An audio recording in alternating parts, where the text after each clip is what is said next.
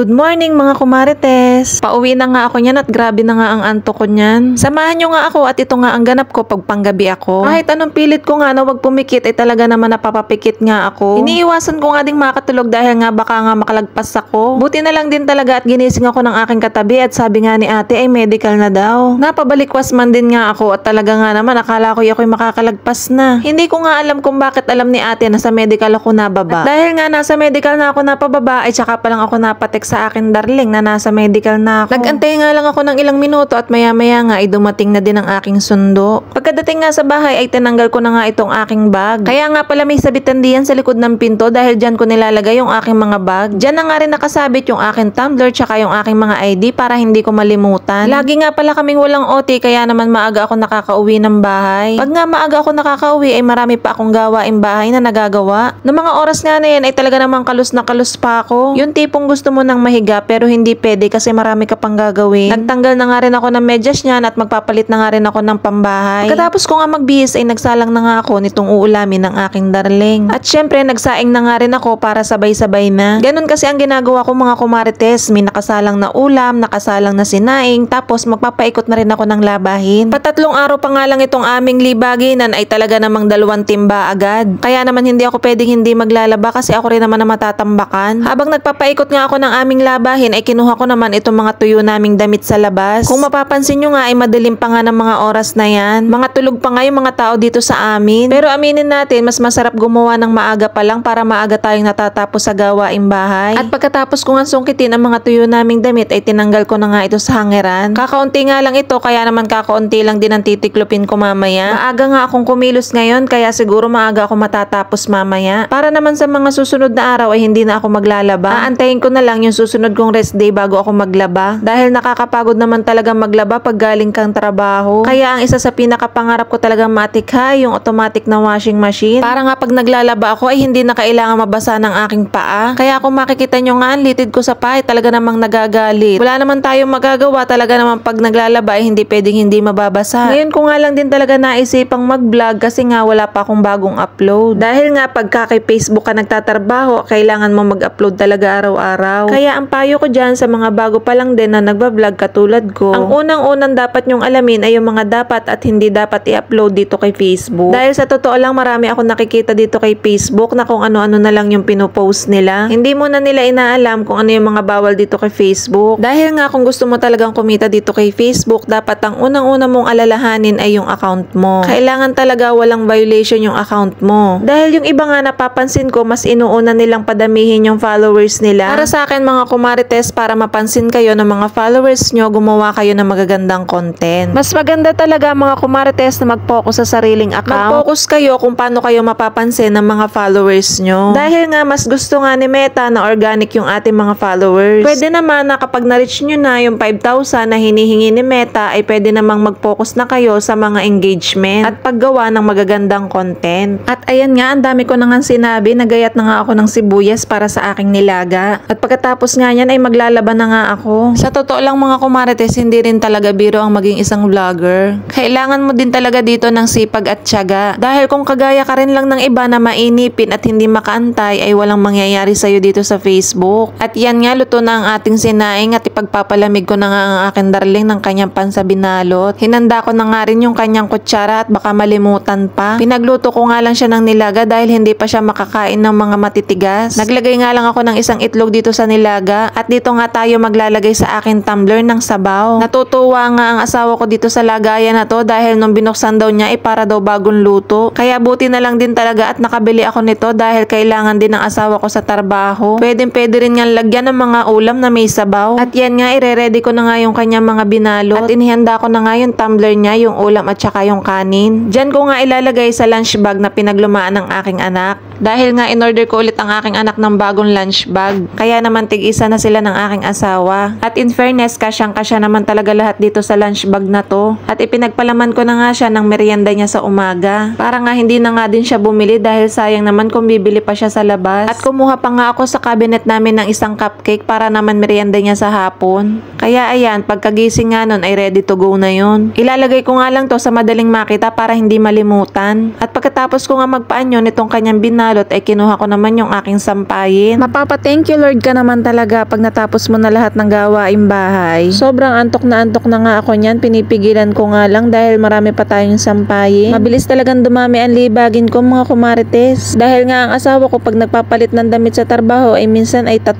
agad. At least naman pag naglaba ko ngayon ay pagdating naman ng rest day ko ay kaunti na ang akin labahin. Pagkatapos ko nga maghanger ay sinampay ko na nga dito sa aming labas. Hindi talaga pwedeng hindi mawawala ang paglalabas sa gawaing bahay. At isa rin sa nakakapagpasaya sa isang nanay ay yung makita ang libagi na walang laman. Hindi pa nga ako nag-aalmusal niyan kaya nagluto nga lang ako ng pansit kanto na may kaunting itlog. At dito na nga ako kakain sa loob ng aming kwarto. At talaga namang hinihila na talaga ako ng aming higaan. At gustong gusto ko na nga talagang mahiga niyan. Kumain nga lang din talaga ako ng mabilisan habang tulog pa ang aking anak. Dahil nga habang tulog siya ay sasabayan ko na din ng tulog. Dahil ang gising nga nun ay mamayang tanghali na. Kaya naman ang umagahan nun ay tanghalian na niya. Umalis na nga ang asawa ko niyan at kita nyo naman liwanag na nga. Natapos na nga akong kumain at nahiga na nga ako mga kumarites. Kaya naman hanggang dito na lang at ako'y magpapaalam na. So yun lang mga kumarites. Bye!